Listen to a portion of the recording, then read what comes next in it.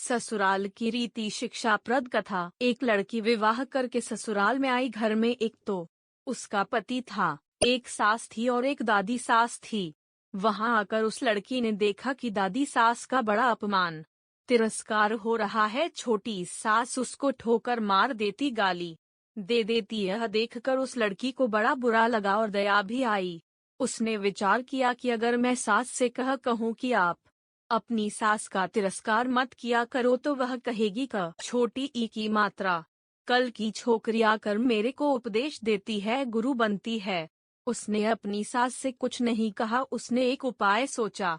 वह रोज काम धंधा करके दादी सास के पास जाकर बैठ जाती और उसके पैर दबाती। जब वह वहां ज्यादा बैठने लगी तो यह सास को सुहाया नहीं। एक दिन सास ने उससे पूछा कि बहू वहां क्यों जा बैठी। लड़की न एक ही मात्रा कहा कि बोलो, काम बताओ। सास बोली कि काम क्या बताएं, तू वहां क्यों जा बैठी। लड़की बोली कि मेरे पिता जी ने कहा था कि जवान लड़कों के साथ तो कभी बैठना ही नहीं, जवान लड़कियों के साथ भी कभी मत बैठना। जो घर में बड़े बूढ़े हों उनके पास बैठना, उनसे शिक्षा लेना। हमारे घर में सबसे बूढ़ी यही हैं, और किसके पास बैठूं। मेरे पिताजी ने कहा था कि वहाँ हमारे घर की रिवाज नहीं चलेगी, वहाँ तो तेरे ससुराल की रिवाज चलेगी।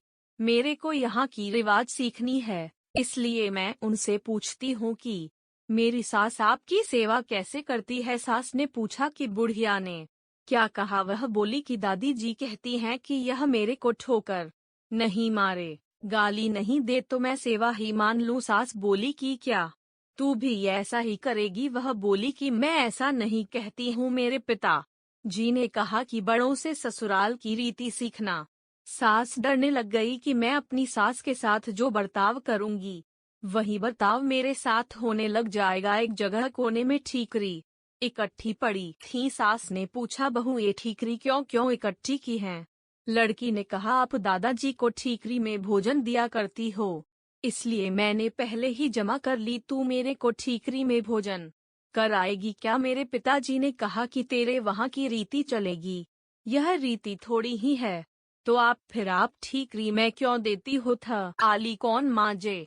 थाली तो मैं मांज दूंगी, तो तू थाली में दिया कर, ठीकरी उठाकर बाहर फेंक। अब बूढ़ी माँ जी को थाली में भोजन मिलने लगा। सबको भोजन देने के बाद जो बाकी बचे वह खिचड़ी की खुरचन कंकड़ वाली दाल माँ जी को दी जाती थी। लड़की उसको हाथ में लाकर देखने लगी। सास ने पूछा, बहू क्या देखती हो? मैं देखती हूँ कि बड़ों को भोजन कैसा दिया जाए, ऐसा भोजन देने की कोई रीति थोड़ी ही है, तो फिर आप ऐसा भोजन क्यों देती हो? पहले भोजन कौन दे? आप आज्ञा दो तो मैं दे दूंगी, तो तू पहले भोजन दे दिया कर। अच्छी बात है। अब बूढ़ी माँ जी को बढ़िया भोजन मिलने लगा। रसोई बनते ही वह लड़की ताजी खिचड़ी, ताजा फुल्का, दाल साग ले जाकर माँ जी को दे देती। माँ जी तो मन ही मन आशीर्वाद देने लगी। माँ जी दिन भर एक खटिया में पड़ी रहती। खटिया टूटी हुई थी, उसमें से बंदनवार की तरह मूंज नीचे लटकती थी। लड़की उस खटिया को देख रही थी।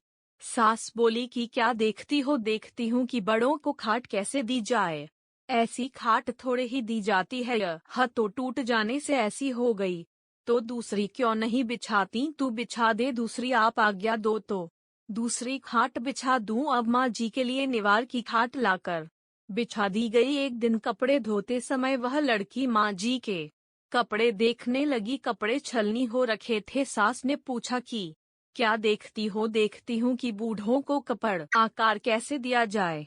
फिर वही बात, कपड़ा ऐसा थोड़े ही दिया जाता है, यह तो पुराना होने पर ऐसा हो जाता है। फिर वही कपड़ा रहने दे, क्या तू बदल दे? अब लड़की ने माँ जी का कपड़ा, चादर, बिछौना आदि सब बदल दिया। उसकी चतुराई से बूढ़ी माँ जी का जीवन सुधर गया। अगर वह लड़की सास को कोरा उपदेश देती तो क्या वह उसकी बात मान लेती?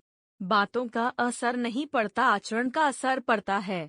इसलिए लड़कियों को चाहिए कि ऐसी बुद्धिमानी से सेवा करें और सबको राजी रखें।